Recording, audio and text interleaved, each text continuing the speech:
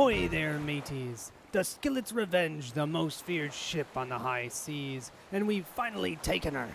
Captain Fromm and his skeleton crew have amassed a massive treasure, and now it's our chance, my chance, to take it all. Go get it! Hello everyone, and welcome to the One Stop Co-op Shop. I don't know who that was at the beginning, sorry about that.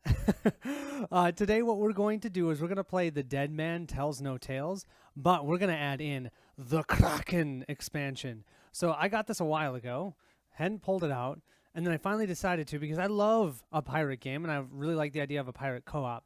And then I played it and went, whoa, this is so fun. So I thought, hey, let's go ahead and show you guys, because if you play this game again, I highly recommend picking up the Kraken expansion. It really adds to the game. So what I'll do is I'll set up the game here, and I'll show you some of the differences between the base game and the expansion, and then our next videos we'll jump into the playthrough.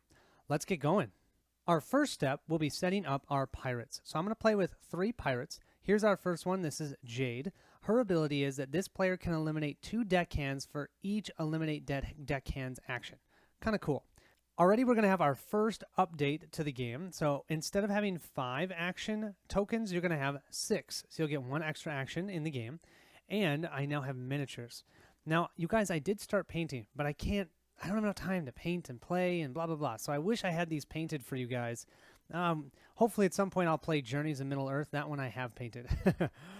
We also are going to grab a random item, so I'm not looking. We're going to grab the axe. Okay, the axe says add +2 strength when attacking the Kraken or slicing the tentacles. And you'll see what that means as we get into the playthrough, but that's actually kind of nice. What we have here is our fatigue board. As we move into rooms that have fire, our fatigue is going to go up, and depending upon where we are on the fatigue level, we might not be able to go into certain rooms. So if we get up to this level 5, that tells us that any room that has heat of 5 or higher, well, there isn't a higher than 5. 6, the room's going to explode. But we can't go into rooms that have a fire level of 5. It's going to be too hot, and we're too tired.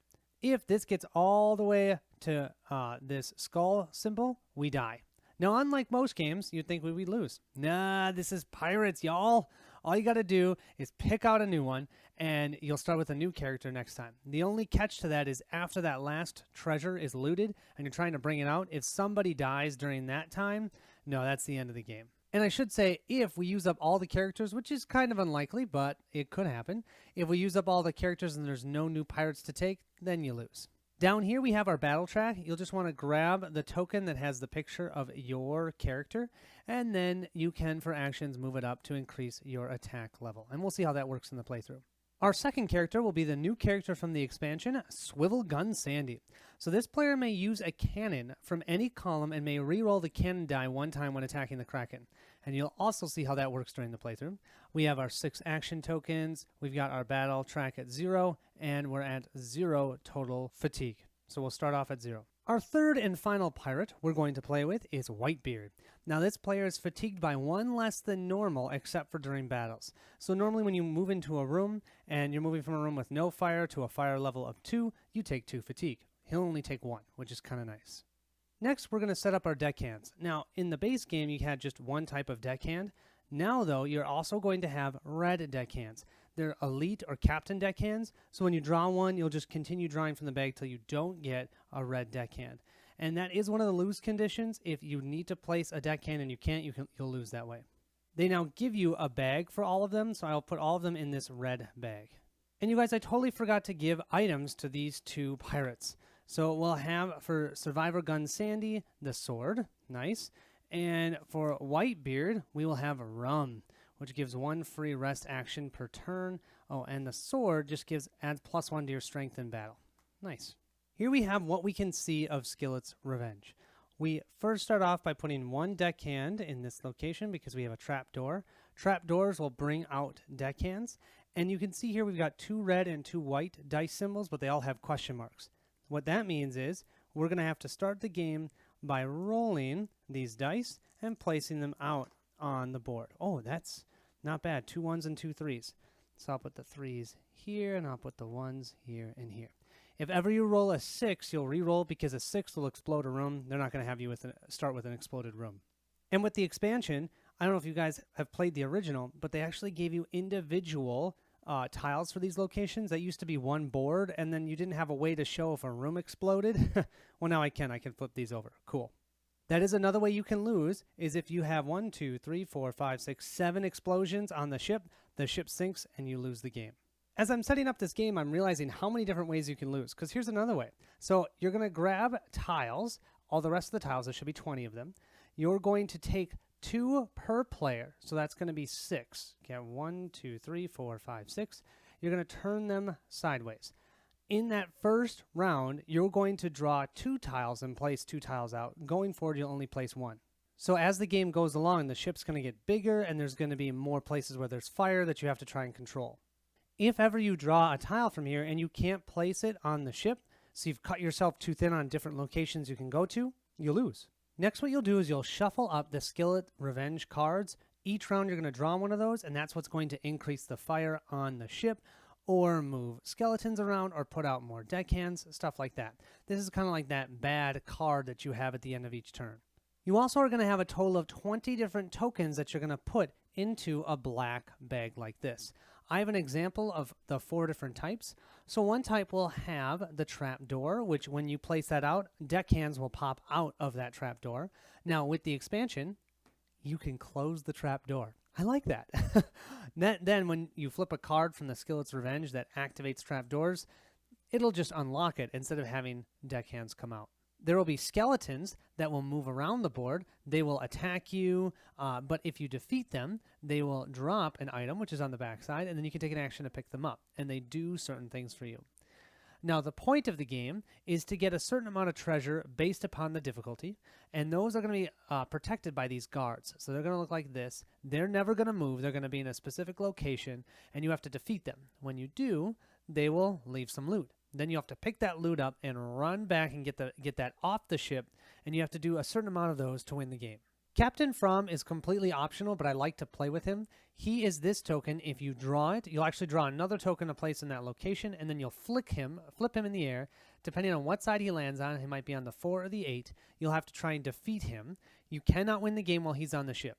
But when you defeat him, instead of him going off of the board completely, he'll go back into that bag, and you might actually draw him back again and again. Fun and annoying. So just like there are 20 tiles, there's 20 of these as well, plus Captain From. So 21 of those, and I will put them in that black bag. What you see here are now items from the expansion. We have the Kraken activation cards, which will come into play after the last player's first turn. So since I have 3 players, we'll have 3 turns that the Kraken will not even show up. After that, the Kraken will show up, okay? These are the tentacles. You'll have mid-tentacle and the end of the tentacles that you'll see will be put onto the ship. That's another loose condition. If ever you were supposed to put a tentacle onto the ship and you can't because you ran out, that means the ship was pulled underneath and you lose the game.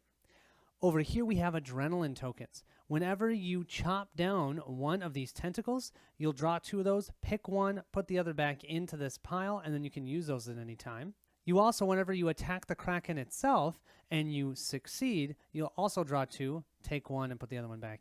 So all you have to do for setup here is just shuffle this up, shuffle these up, keep them face down, and then have these in supply, ready to be deployed onto the ship of the Skillet's Revenge. With this expansion, they add one more thing you have to do to win the game, and that is defeat the Kraken. So the Kraken is going to start at 10 strength and 5 health. Every time you defeat the Kraken, this will move down, and if it ever gets to an X, you have defeated the Kraken. And then you still have to get the treasure off. Also, whenever the Kraken activates and attacks, it's actually going to increase its strength, and you can see it goes 10, 12, 14, 15, and if it gets all the way up to the top here, because you haven't defeated the Kraken and it's gotten too strong, you lose the game. We also have cannon tokens that you can place on the board, and you can use the cannon to help you attack the Kraken. It'll actually give you another die that you'll roll in addition to your fight die. And if there's multiple of the cannons, you can decide to use multiple of them. If you don't like that first roll, you can use another one to roll it again, but then you have to take that second result. So the cannons can be really helpful. It just kind of depends. But it really can also, I mean, sometimes 10, you're only rolling a d6 for your fight. So trying to get to 10 is a lot. Just so you understand how the strength will change, strength will go down for every treasure that we loot. It will reduce the strength. It'll also reduce the strength by 1 for every time you hit the Kraken, and then every time the Kraken attacks, it'll go up in strength. The only way to hit the health of the Kraken is by actually doing any sort of damage to it. When you do, you'll only ever move it 1 space down. Doesn't matter if you do 8 damage over their strength, you're just going to do 1 point of damage. So when you place the last room tile from the stack, you want to check to see if it has an open door that does not connect with any other tile. If it does, then you found a second exit from the ship. You can place this dinghy card next to the door and you can use it to leave the ship. If the last room tile does not have such an exit door, then you only have 1 exit. So just have that handy. Hopefully you'll be able to find a second exit, because sometimes those treasures are far away. And finally, you'll have your 2 dice. This one now is used when you use cannons when attacking the Kraken, and this is your regular battle die. Now, I'm not showing you the Kraken mini yet. It looks awesome. You'll see it in the playthrough. And that's the setup of the game. Hope you guys will join me as we jump on to Skillet's Revenge and try and pick up that treasure. Oh, I didn't even tell you guys what difficulty. I think I'm going to do normal difficulty, which is the Buccaneer. So loot 5 treasures, not 6. We'll do 5. That way, if 1 gets destroyed, we don't automatically lose the game. Thank you all so much for watching, and I will see you at the next stop. Yarr!